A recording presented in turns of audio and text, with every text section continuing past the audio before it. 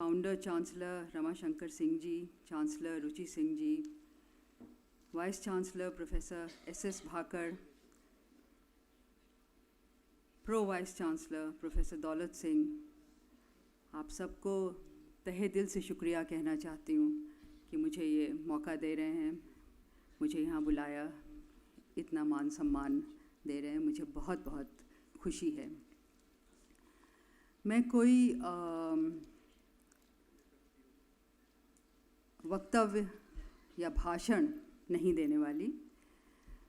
मैं आपसे कुछ अनौपचारिक बातें करना चाहती हूँ। मैं आपको 3 छोटी छोटी कहानियाँ सुनाना चाहती हूँ जो मेरे अपने लेखकीय यात्रा के मेरे अपने निजी अनुभव हैं, यानी कि आत्मबीती हैं।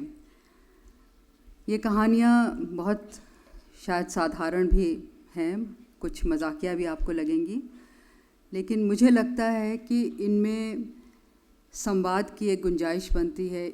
इनसे कुछ ऐसे सवाल निकलते हैं जो शायद हम लोग को पूछने चाहिए, उन मुद्दों पे विचार करना चाहिए।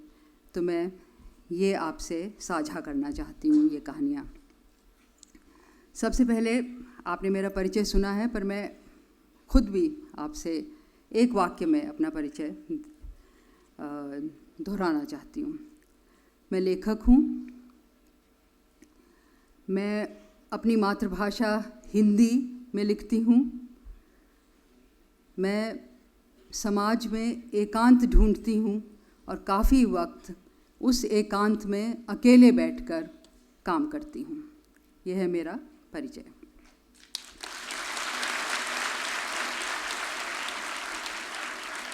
अब मैं आपको 3 कहानियाँ सुनाना चाहती हूँ। पहली कहानी मेरे साथ जो घटी है वो बताना चाहती हूँ।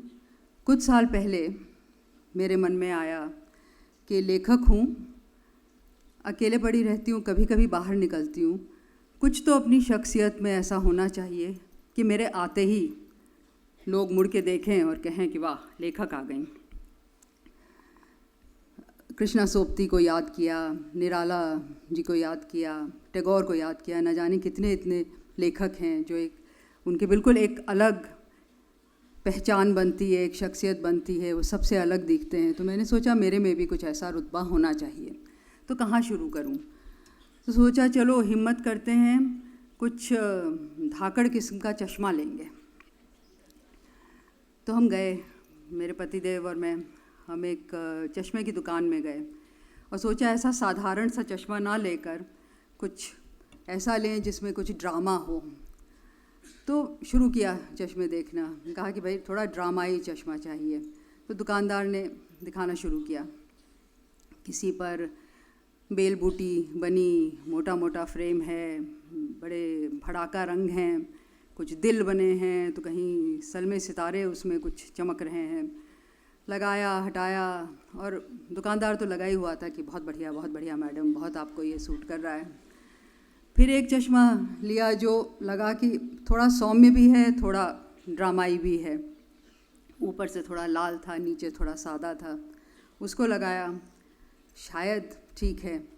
तो मैं पतिदेव की तरफ मुड़ के पूछा, लेखक लग रही हूँ? तो दुकानदार ने कहा, निश्चिंत किया मुझे, बिल्कुल भी नहीं मैडम। और मुझे लगता है कि यहाँ पर एक बहुत गहरा संदेश है कि हमारे समाज में लेखक की हैसियत क्या है, कि उसको पूरा यकीन था कि लेखक तो कोई दिखना ही नहीं चाहेगा।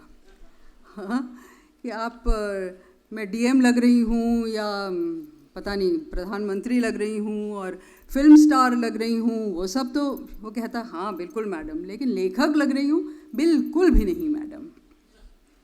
तो मुझे लगता है कि इस पर हमको विचार करना चाहिए कि आखिर आम जनता में लेखक के लिए ऐसी एक हेय दृष्टि क्यों है, जबकि साहित्य तो हम सबकी कहानी कहता है, दुनिया की कहानी कहता है।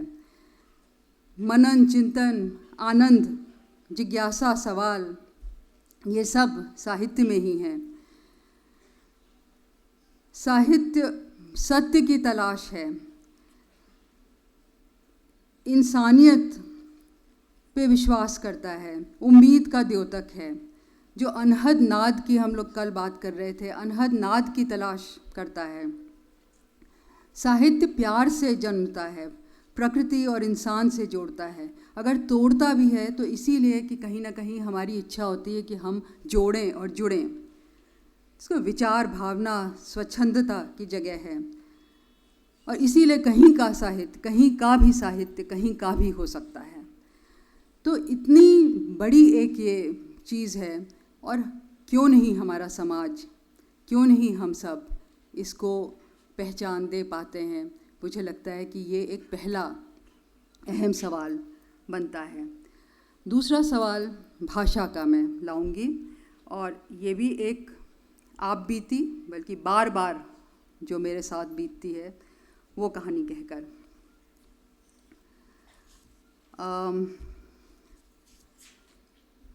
अब मुझे शायद 30 साल तो ज़रूर हो गए लिखते लिखते। शुरू में लोग नहीं जानते थे, आज बेहतर जानते हैं, लेकिन तब भी मुझसे ये सवाल पूछा जाता था, आज भी पूछा जाता है। मुझसे मिलते हैं और शायद उन्हें लगता है कि पढ़ी लिखी हैं, तो पढ़ी लिखी हैं तो ज़रूर अंग्रेज़ी में लिखती होंगी। जब उन्हें पता चलता है कि मैं हिंदी में लिखती हूँ तो सब हैरान परेशान हो जाते हैं और बहुत ही जिज्ञासु हो जाते हैं और पूछते हैं आखिर हिंदी में क्यों। कोई तो जैसे बड़ी दया की दृष्टि मेरी तरफ डालता है कि अरे हिंदी में क्या रखा है, इसमें आपका क्या होगा, आप कहाँ जा पाएंगे, कौन आपको जानेगा। कोई सोचता है बेवकूफ़ है, हिंदी में लिख रही हैं। कोई सोचता है बड़ी ये तो शहादत की बात है, हिंदी में लिख रही हैं, भाई वाह बड़ी हिम्मत है। कोई सोचता है हाँ ज़बरदस्त देश प्रेम है कि डूबने को तैयार हैं हिंदी के कारण। लेकिन किसी को ये नहीं लगता कि हिंदी में लिखना, अपनी मातृभाषा में लिखना कोई बहुत ही सहज चुनाव है। यहाँ तक कि चुनाव भी नहीं है, मातृभाषा में अपने आप आपकी अभिव्यक्ति होने लगती है। और मैं समझती हूँ कि ये भी सोचने वाली बात है कि ये कौन सा देश है जहाँ पे पूछा जाता है कि आप अपनी मातृभाषा में क्यों लिख रहे हैं, आप विदेशी भाषा में क्यों नहीं लिख रहे। जहाँ पे विदेशी भाषा में लिखने को नेचुरल समझा जाता है, अपनी भाषा में लिखने को कोई बड़ी अजीब सी स्थिति माना जाता है। और फिर हमको मातृभाषा का जो महत्व है उस पर गौर करना पड़ेगा कि मातृभाषा क्या क्या हमको देती है। वो हमारी संस्कृति हमको देती है, हमारी जड़ें हमको देती है, हमारी स्मृतियाँ हमको देती है। मैं आपसे साफ साफ शब्दों में कहना चाहती हूँ और बार बार दोहरा के कहना चाहती हूँ कि किसी भी भाषा से कोई मुझे गुरेज नहीं और कोई गुरेज करने की ज़रूरत भी नहीं है। बहुत सी भाषाएं हैं दुनिया में, हर भाषा बहुत संपन्न है, उसकी अपनी परंपरा होती है, उसकी अपनी समृद्धता होती है। हर भाषा से हम बहुत कुछ पा सकते हैं। अंग्रेज़ी आज की प्रभावशाली भाषा है, हमको बहुत आगे ले जा सकती है, लेकिन हम दूसरी भाषा की तरफ अपनी भाषा को मान देते हुए भी तो जा सकते हैं। अपनी भाषा को गिरा देने की, दरकिनार कर देने की, ठेल देने की और ठेस पहुंचाने की आखिर क्या ज़रूरत है। ये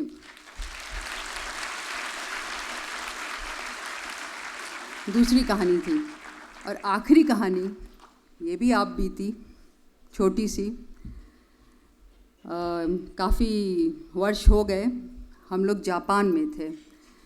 तो जापान में उस समय एक मुझे मालूम नहीं अभी भी है कि नहीं, एक मूवमेंट चल रहा था, यामागिशी मूवमेंट। यामागिशी सोशलिस्ट उसूलों वाला एक मूवमेंट था, एक मुहिम थी, जिसमें लोग, बहुत से लोग जो इसके हिमायती थे, वो एक कम्यून बना के रहते थे और ये मानते थे कि निजी संपत्ति नहीं होनी चाहिए, और वो उसको अपने जीवन में कारगर कर रहे थे। तो ये सारे लोग जापान में बहुत से शहरों में हमने देखा एक अलग मोहल्ला बना के रह रहे थे, जहाँ सब बराबर हैं, सबके पास बिल्कुल बराबर की चीज़ें हैं, सारे काम सब मिल के करते हैं, और कोई काम नहीं है जो इसको मना है और उसको करना है।